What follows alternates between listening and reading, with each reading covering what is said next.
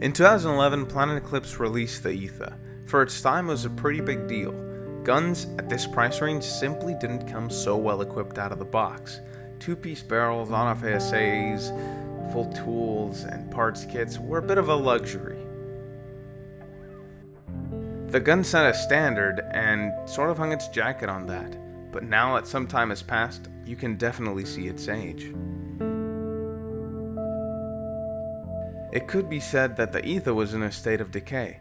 Such a long time without being updated, its parts showing more and more age each day, sort of became a weakness for the gun. Novelty is attractive, and the Etha's lack thereof was probably the manifestation of said weakness. But then,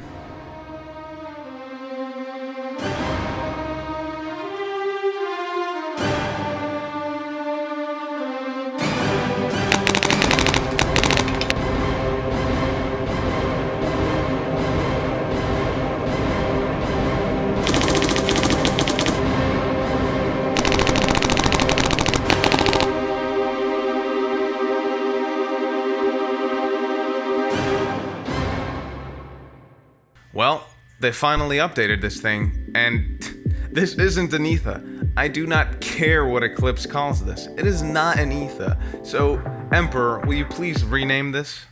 Henceforth, you shall be known as CS Tech Junior.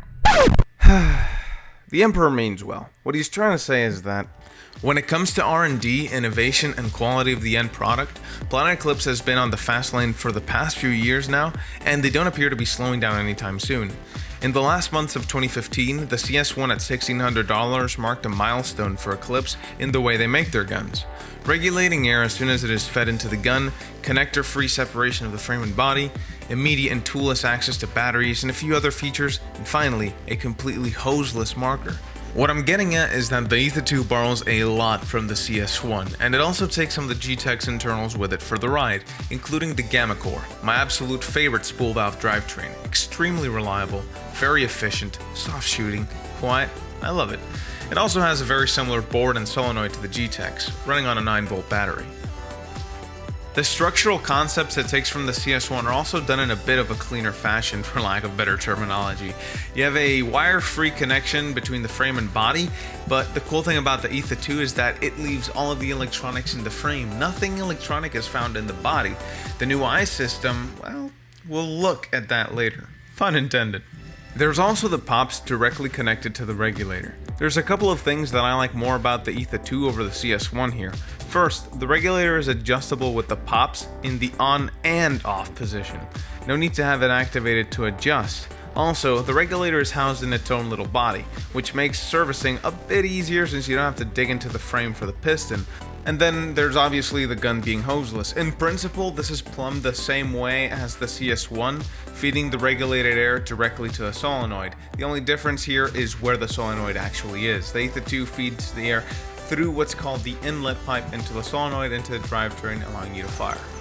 You know, with how well this gun's built and how easy it is to take apart and the resiliency of the parts it has, you just get away with taking this gun when you're done playing and throwing it into your gear bag.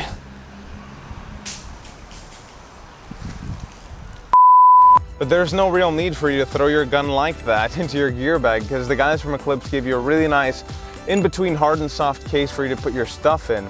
So there's slots for your barrels and your guns. It's going to keep it well protected from shock and scratches. You've got lube and tools for care and maintenance.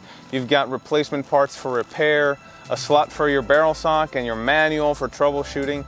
I mean, it's got everything you need, and it contains really well. It's not as hard as the other Eclipse cases, but it's still really nice. It's going to take quite a beating, and you can count on it to keep your marker safe from shock and scratches. It's also camouflaged, so it can get lost very easily. Oh. Now, one thing that Planet Eclipse did when they were testing the Etha 2 is send a lot of these to fields to use them as rentals, to take a beating. And one of the first things that rental guns do, like the Tippmann 98, is take a beating. This is molten aluminum, it's pretty tough, but it's also pretty heavy. Still, you can take quite a beating without a problem. Now, you've got the Etha 2, which is GRN, but it's lightweight, which means you can throw it further.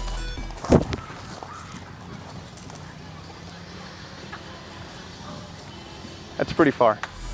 Another thing with rental markers is that they're gonna get shot quite a bit because, you know, sometimes the player plays on and whatever, you know, it's just a part of the game.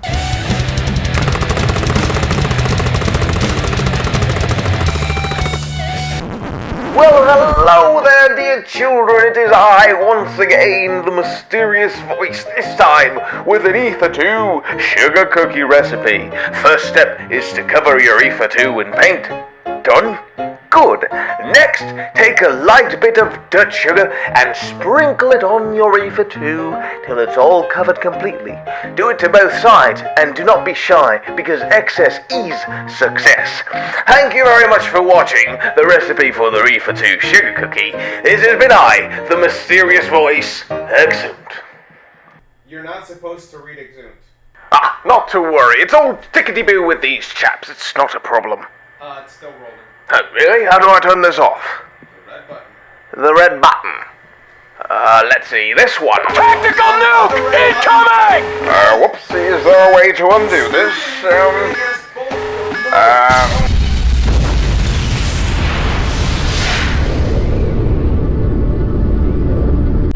Just kidding, we're okay. So, we've got our sugar cookie Etha. Let's see if it shoots. You can barely see the light, but it does.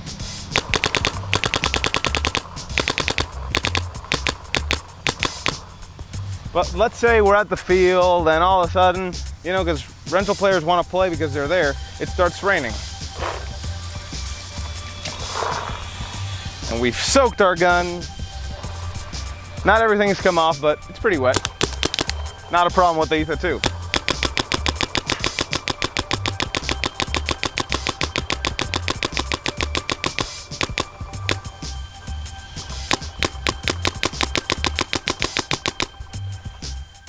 I'm actually genuinely impressed after being thrown, shot, covered in sand, and guns hate sand, and after getting wet, this thing still shot like a champ, and it just goes to show. But it is incredibly sturdy. As you can see, we haven't completely cleaned our gun off. Let's see if knocking it against something will work. Isn't really doing much, but maybe we can throw it again. I think that'll do it. You know, I didn't quite finish cleaning it off. Oh. I didn't quite finish cleaning it, but I don't think you'll have to worry about the Etha 2 breaking on you, despite it being a full composite body. It's just sturdy as hell. And how robust this gun is comes in handy on the field, obviously, but also there are some other features that come in handy as well, like the lock and load battery system.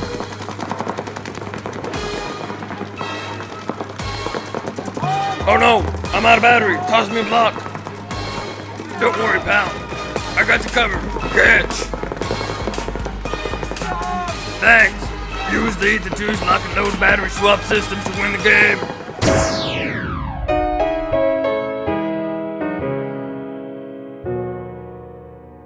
Home, no more home to me, whither must I wander?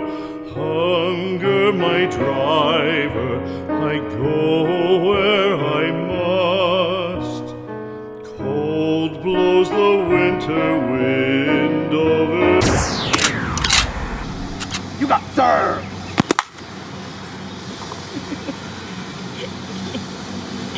Maybe it's worth it to point out that the new eye system has no wire, so it's a bit more straightforward to clean on the field.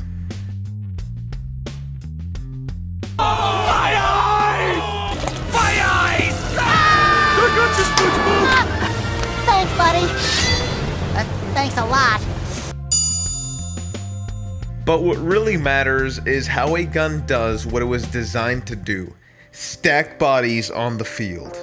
The Etha 2 takes no prisoners.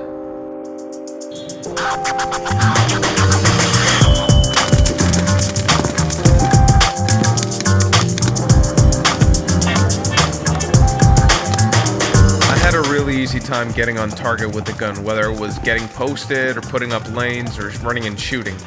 One thing that I didn't exactly like was how big the gun is at the back. It just takes up a wide portion of your field of view when you hold the gun close to your face. But the gun's still pretty light and points very well. It's also a very stable shooting platform. Watch me shoot one-handed and keep a lane up.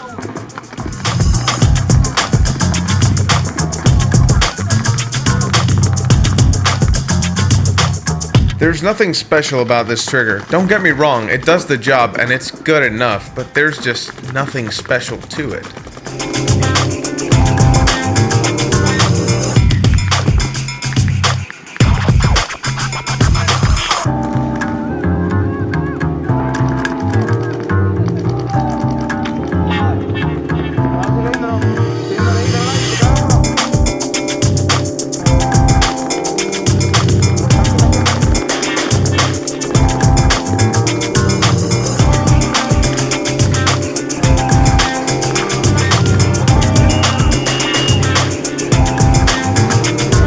The Etha 2 was my weapon of choice for a big game in the mountains. Cold weather, dense foliage, and brightly dressed opponents were no match for the Etha 2. When compared to the original, the difference is night and day, and for that very reason, I found it so hard to believe that this thing is actually an Etha 2. Pun intended. I do believe that there's something in this gun for everyone to enjoy, whether it's going to be a main shooter or a backup gun. It's just a really nice, reliable piece of kit that you don't really need to keep track of. It's just going to work. It's going to take quite a beating. It's just an amazing gun. Sure, the composite isn't all that high-end, but keep in mind, Glocks are made of similar stuff too, and those things are pretty high performance as well. And to quote Russell from Hustle, it's what's inside that counts. The pragmatic design where the gun just gets the job done. We have never beat up a gun as hard as we've beat this one. This gun's been through the most paint, and we put a lot of paint through guns before we review them. This gun's been through the most paint, the hardest beating. It's just dragged in the dirt, shot up. It's just held up like it's nothing. It's an incredibly sturdy and reliable platform, and it shoots incredibly well too. Obviously a bit bulky in the front, and the back's a bit big and obstructs vision a little bit when you're pretty close, but that's my only complaint with the gun. And for $400 you can't really complain. This is an incredible gun. And yeah? Yeah, Distortion just sent you a package. Again? Huh. Distortion guys, keeping me busy, huh?